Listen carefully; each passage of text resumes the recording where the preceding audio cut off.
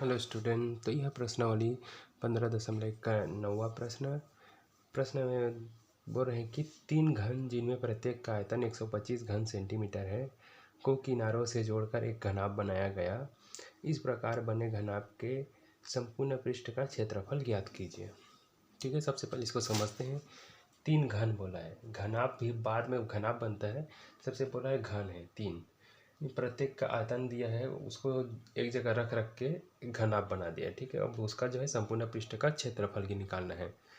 तो देखिए, सबसे पहले ये जान लेते हैं घन क्या होता है। घन वो होता है जिसका जो है लंबाई चौड़ाई ऊंचाई जो है सब बराबर होता है। जैसे लूडो खेलते हैं तो उसका जो पासा होता है गोल से, वो जो है उसका लंबाई चौड़ाई ऊंचाई सब एक बराबर रहता है। ठीक है, तो वैसे 3 ठो है, वो तीनों को एक जगह रख के जो है घनाभ बना दिया। तो एक ये है, इसी से पास में एक और बना दिया है। ठीक है, मतलब जोड़ दिए हैं।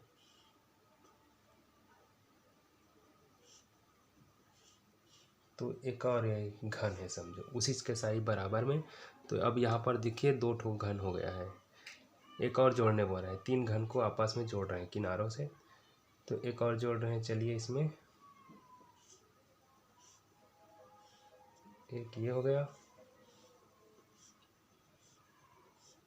ठीक, अब देखिए यहाँ पर 3 घन हो गया, ये एक वाला, दूसरा वाला और तीसरा वाला। अब तीनों जुड़कर क्या है, एक घनाभ की तरह बन गया है। देखिए,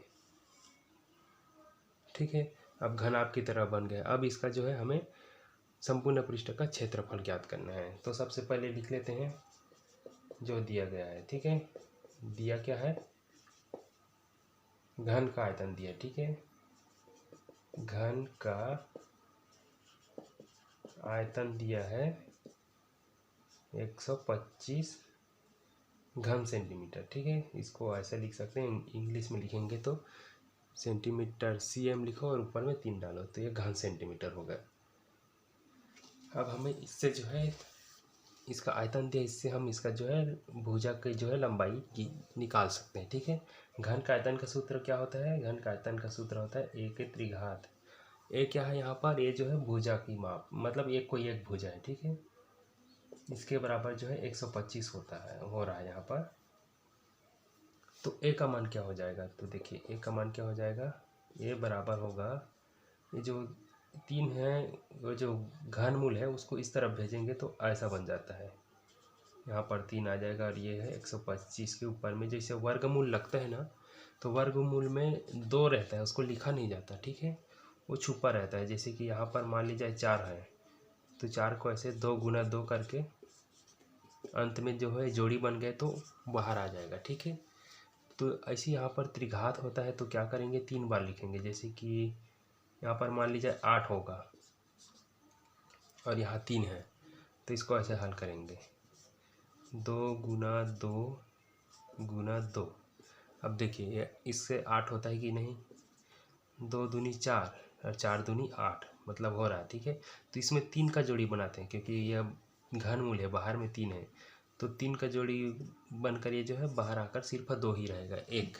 ठीक है, तो इसका मतलब जो है 8 का, ये वाला जो 8 का घनमूल जो है 2 है, और यहाँ पर 4 का वर्गमूल 2 है। इस तरह से इसको समझना है। ठीक है, तो इसको मैं मिटा रहा हूँ। तो 125 का घनमूल क्या हो जाएगा, देखिए ये बराबर ये हो जाएगा, पहले इसको एक बार और लिख लेता हूँ, ये हो जाएगा 5 गुना 5 गुना 5। देखिए यही होगा, 5 से 5 का गुना करेंगे तो 25 हो जाएगा। ठीक है, अब 25 का फिर एक और 5 बाकी उससे गुना करेंगे तो 125, 25 पंचे 125 होता है। ठीक है, तो ये तीनों एक जोड़ी बनकर क्या हो जाएगा, सिर्फ 5 आएगा। तो ए का मान 5, ए क्या है, भुजा है। ठीक है,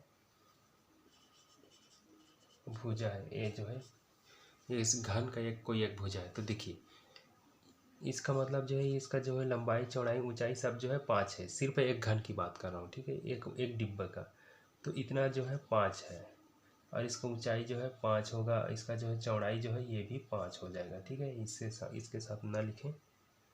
ठीक है, तो इधर से लिख देता हूँ, ये वाला जो है 5 है। ये सब जो है एक ही बराबर के 3 घन है। ठीक है, तीनों को एक जगह रख दी हैं। तो ये 5 है तो ये भी 5 होगा, ये भी 5 होगा, क्योंकि सब जो है आपस में बराबर है। तो यहाँ वहाँ से लंबाई यहाँ से यहाँ तक कितना हो जाएगा, 5, फिर 5 करेंगे तो 10, फिर 5 करेंगे तो 15। ठीक, तो अब क्या हो जाएगा, अब घनाभ के बारे में देखते हैं। ठीक है, घनाभ की लंबाई को L लिखते हैं। ठीक है, तो मैं सीधा सीधा L लिख देता हूँ। अब घनाभ की लंबाई L बराबर जो है तीनों 5 मिलकर क्या हो जाएगा, 15। ये सब सेंटीमीटर में दिया है। ठीक है, सेंटीमीटर को cm लिखो या सेमी लिखो। ठीक है, तो 15 सेंटीमीटर लंबाई 15 सेंटीमीटर है, बाकी सब जो है 5 ही रहेगा। b मतलब चौड़ाई, चौड़ाई तो उतना ही है क्योंकि बढ़ाई नहीं है, सबको ऐसे लाइन से जोड़ दिए तो सिर्फ लंबाई बढ़ा है, चौड़ाई नहीं बढ़ा है। ये जो है 5 सेंटीमीटर ही रहेगा।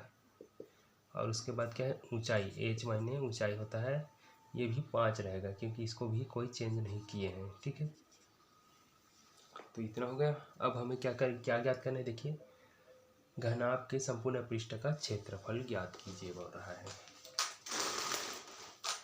तो सूत्र लगाइए,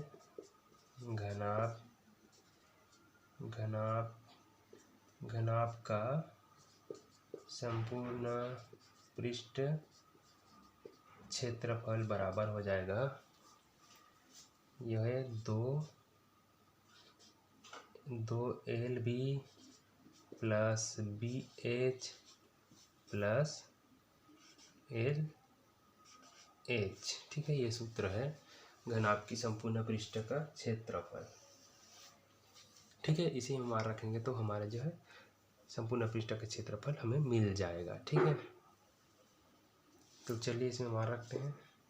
2 है तो 2, यहाँ कोष्टक में L भी है तो L का मान देखिए 15 है, और B का मान गुना में है L और B, तो B का मान 5 है, प्लस B का मान क्या है, देखिए B का मान 5 है, H का मान क्या रखेंगे, यहाँ पर 5 है, प्लस फिर L है। अब L का मान देखिए, L का मान 15 है, और उसके बाद H का मान 5 है। ठीक है, स्याही थोड़ा सा कमज़ोर हो गया है। चलो अभी इसमें मार रखते हैं, तो ये 2 हो जाएगा।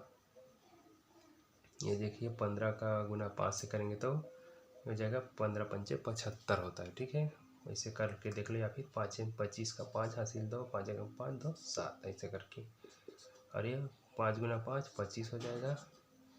उसके बाद ये भी 15 गुणित 5 इसके जैसे है तो ये भी 75। ठीक, अब इन तीनों को जोड़ देते हैं, कोष्टक के अंदर वाले को। 75 और 25 जोड़ेंगे तो 100 होगा, और 100 में 75 जोड़ेंगे तो 175। अब कोष्टक हटा देते हैं। ठीक है, कोष्टक हटाएंगे तो ये 2 कोष्टक के बाहर में है उसके साथ गुना हो जाएगा। ठीक है, अब देखिए क्या हो जाएगा, 2 का गुना 5 से तो 5 दूनी 10 का शून्य हासिल 1, 2 का गुना 7 से तो 2 सत्ते 14 हासिल 1 करके 15 का 5, फिर हासिल 1, 2 कम 2 और 1 करके 3। ये जो है क्षेत्रफल है, संपूर्ण पृष्ठ का क्षेत्रफल, इसलिए इसको हम लिखेंगे वर्ग सेंटीमीटर। ठीक है, क्षेत्रफल में हमेशा वर्ग लिखा जाता है। अगर मीटर दिया रहता है सब लंबाई तो यहाँ पर हम वर्ग मीटर लिखते हैं, लेकिन यहाँ सेंटीमीटर में दिया है तो वर्ग सेंटीमीटर लिखेंगे। ये जो है संपूर्ण पृष्ठ का क्षेत्रफल इस तरह से निकाला जाता है। ठीक है, उम्मीद करता हूँ आपको ये समझ में आया होगा, और चैनल को अगर सब्सक्राइब नहीं किया तो प्लीज़ सब्सक्राइब कर लेना, और अच्छा लगे तो लाइक कर देना। मिलते हैं नेक्स्ट क्वेश्चन के साथ।